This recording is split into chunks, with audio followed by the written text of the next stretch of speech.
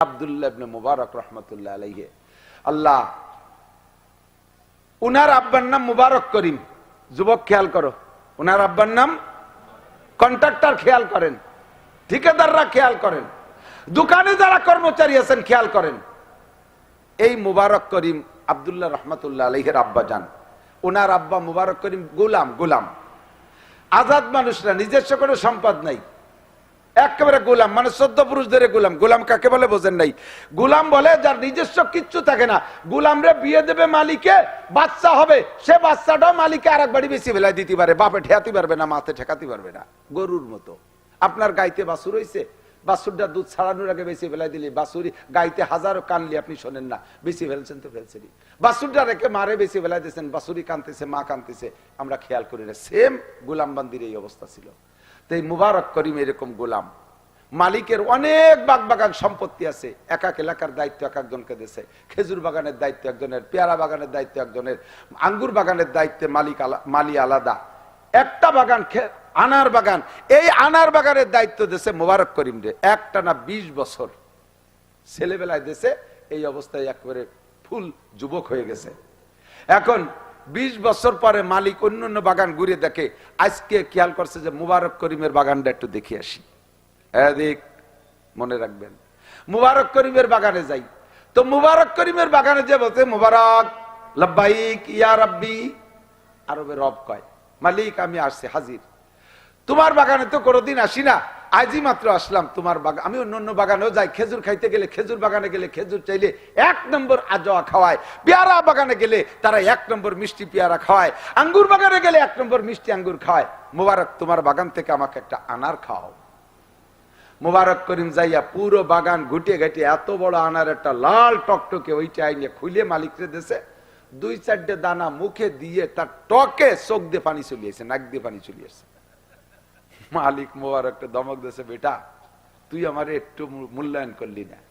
সব বাগানে যাই, সবাই ভালো ফলটা খাওয়ায়, আর তোর বাগানে তুই এবারে টক ফলটা খাওয়ালি, তুই একটা মিষ্টি ফল খাওয়াবি না?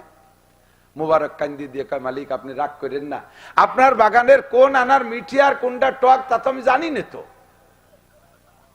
20 বছর আমি তো কোনদিন জানি না যে বাগানের কোনটা মিঠে কোনটা টক। কেন তুই খাস নি?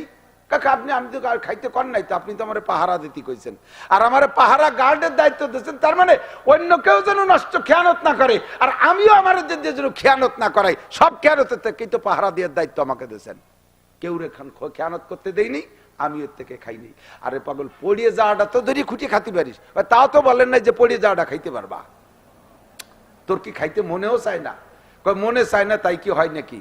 খাবার জিনিস চোখের সামনে বড় লোকরা এসে আমার কাছ থেকে কেনে, তাদের পোলা পান্ডা ভাঙ্গিয়ে খায়, গাল বেয়ে বেয়ে রস পড়ে, আমি দেখি, আমার সে সময় মনে চায় না তা না।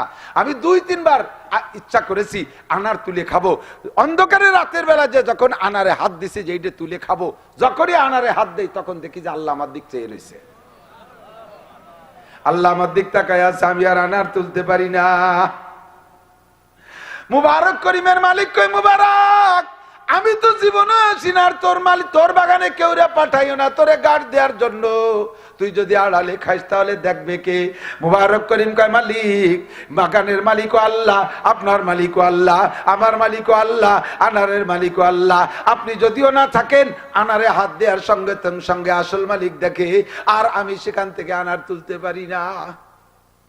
মালিক খুশি হইয়া একেবারে কান্নার ভিতর দিয়ে খুশি হয়ে কয়, মুবারক তোর মতো বোঝর করে গোলাম বানায় আটকায় রাখছি, আল্লাহর কাছে আমার জবাব দেওয়া লাগবে, আজকে থেকে তোরে চির আজাদ করে দিলাম, তুই স্বাধীন। কন্যা সুবহানাল্লাহ। আজাদ বুঝেন তো? এখন মালিকও যে দামের, মুবারকও সেই দামের হয়ে গেছে। কন্যা সুবহানাল্লাহ। যুবক কথা বলেন, এই যে সম্মান পাইলো, গোলামির থেকে আজাদি পাইলো, মাত্র 20 বছর আল্লাহর ভয়ে, মালিকের ভয়তে না, কিন্তু কার ভয়ে? মালিকের ভয়তে জিহ্বারে কন্ট্রোল করছে। 20 বছর সম্মান বাড়ছে না কমছে? জোর হলো না? সম্মান বাড়ছে না কমছে? সম্মান বাইরা গেছে। এবার গোলামির থেকে আজাদ হয়ে গেছে। মালিক বাড়ি যায় স্ত্রীকে বলতেছে, আজকে একটা ভালো কাজ করে আসছি। কি করছেন? মুবারক করিম রে আজাদ করে দিছি। তার এই আখলাক, তার এই তাকওয়ার ভিত্তিতে আমি আর তারে রাখতে পারলাম না, তার আজাদ করে দিছি। স্ত্রী কান্দিয়ে দিয়েছে, আপনার ধন সম্পদ কিছু থাকবে না, সব চোর চুট্টায় ভরা।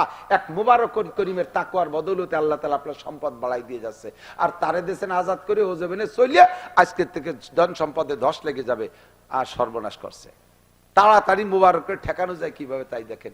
মালিক চলে গেছে, যে বলছে মুবারক তুমি তো আজাদ হয়ে গেছে, এখন তোমার আর ধরে রাখার ক্ষমতা আমার নাই, তবে তুমি বাবা মেহেরবানি করে, তোমার কাকি বলছে তুমি আমার এখান থেকে যাইও না, সর্বোচ্চ বেতন যা আছে তা দিয়ে তুমি, আমার এখানে তো অন্য কর্মচারীও ব্যবহার করা হয়, আমার সর্বোচ্চ বেতন তোমাকে দেয়া হবে, আর আমার পুরো সম্পদের চিফ ম্যানেজার আজকের থেকে তোমাকে বানাই দেয়া হলো।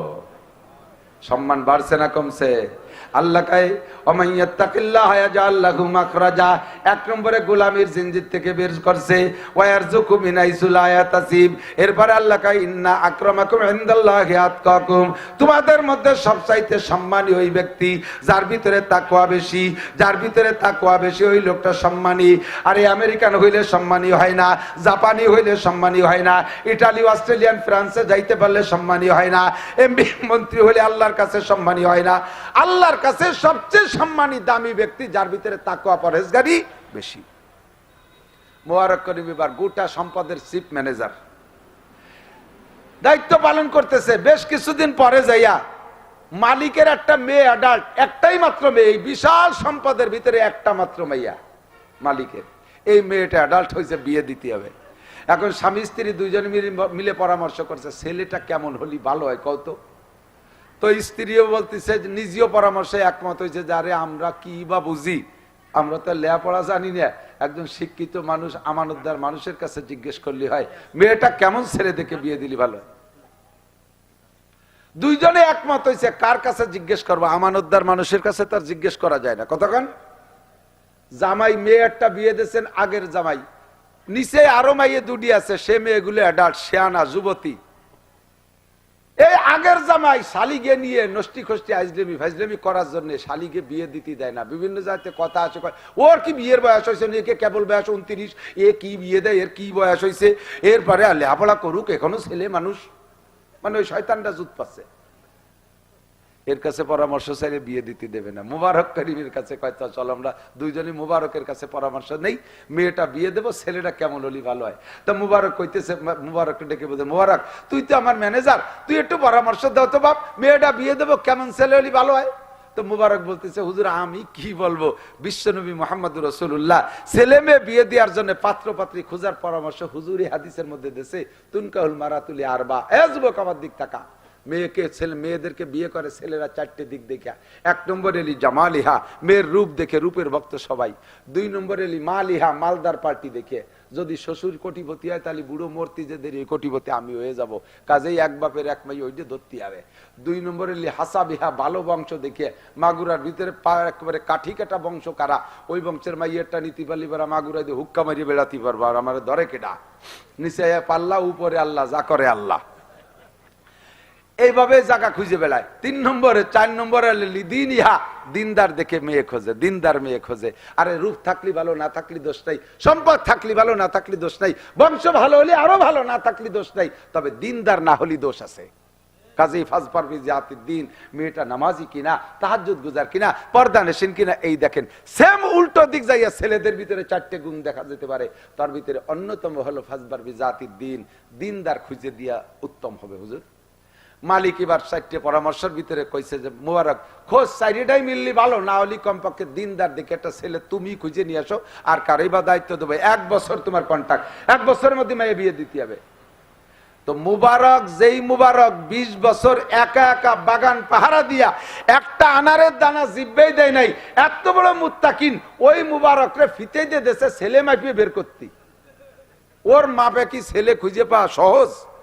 ওই 1 বছর ঘুরিয়ে এসে কয় যে মালিক এই যে ফিতে নেন, মাপে কোনো ছেলেই পেলাম না, একটারে একদিক দিয়ে ভালো দেয়, আর একদিক দিয়ে আপা দোয়া, এই নেন ফিতে নেন। তাহলে কি ভাই বিয়ে দেবো না? স্বামী স্ত্রী দুইজনে ফিরে নতুন বৈঠক বসছে মুজাকারায় যে কি করা যায়। তো দুইজনই একমত হইছে যে 4 নম্বরটা যেহেতু প্রাধান্য দিছি, মুবারক তো বংশ কেউ না গোলাম, ধনে কেউ না গরিব, সে জীবন ভরে গোলাম ছিল, আবার বংশ কেউ না, আবার চেহারা হাফসি। স্যারের কাছে শুনে দেখেন ওই যে নিগ্রোরা কালা, ওরাই ছিল গোলাম, তাহলে কালাও সেই রকম কালা। এর ভিতরে ওই 3 গুণ মোটেই নাই। দিনদারিতে নাম্বার 1, 1 নম্বর মুত্তাকিন। যদি এইটাকে আমরা পছন্দ করে থাকি তাহলে আর ছেলে ফিতে দিয়ে মাপার দরকার নাই, মুবারকের সাথেই মাই দিয়ে দেই। সম্মান বাড়ছে না কমছে? মাত্র 20 বছর জিব্বেরে কন্ট্রোল করছে আল্লাহর ভয়ে। কথা কন ঠিক না? এখন মুবারক রে ডাইকে কইছে, মুবারক তোর আর মাপা মাফির দরকার নাই, ছেলে খোঁজারও দরকার নাই, আমরা দুইজনে একমত, মাইয়ে তোমার বিয়ে হতে হবে। মুবারক এবার ব্যাগটায় কান দিয়ে দিছে, আল্লাহ এ কি বিপদে ফেলাইলিয়া। মুবারক কয়, স্যার আপনার পায়ে ধরি, আল্লাহর রাস্তায় মাফ করেন। এত বড় বল মাছ যদি চিকুন খালের মধ্যে দিয়ে ঢোকে, মাছেরও অশান্তি, খালেরও অশান্তি, ঠিক না? ইরিদানের বলকে যে ড্রেন আছে না, এদিকে ইরিদানের বলক আছে নাকি, একটুক একটুক ড্রেন না, ওর মধ্যে যদি এক মনি একটা বল মাছ ঢোকে তাহলে পানি আটকে যাবে না? আর বল মাছে বাস ফিরে পিছনের দিকে আসতে পারবে না, মাছেরও অশান্তি, খালেরও অশান্তি। স্যার আপনি যেমন মানুষ, একটু চেষ্টা করেন, ছেলে পাবেন, আমার এই বিপদের মধ্যে ফেলেন না। 1 নম্বরে আমি আপনার মেয়ে বিয়ে করে ওর দেনমোহরই তো দিতে পারবো না, বিয়ে করতে তো দেনমোহর লাগে। আপনাকে দিক লাগে নাকি? দেনমোহর দিতে হয় না, খাতায় লিখতে হয় খালি। দেনমোহর খালি খাতায় লিখতে হয় না, তালাক হওয়ার পরে বিপদে পড়িয়ে দিতে হয়, তাই ছাড়া দিয়া লাগে না। দোলাই খাবা কাগা, পুলসিরাতের উপরে দাঁড়াইয়া এই মহিলা তোমার ওই জায়গা ব্রেক করে ফেলবে। টাকা ফেলা বুড়ো, টাকা ফেলা, আমার যৌবন, জীবন যৌবন সব তোর হাতে সবর্দ করে দিছি, উল্টায় পাল্টায় দিনে রাতে যেভাবে পারছিস ব্যবহার করছিস, টাকা দিস নেই, টাকা ফেলা। এইভাবে যে সকল দেনাদায়িক পার্টি আছে সব এক জায়গায় জমা হয়ে যাবে পুলসিরাতের উপরে।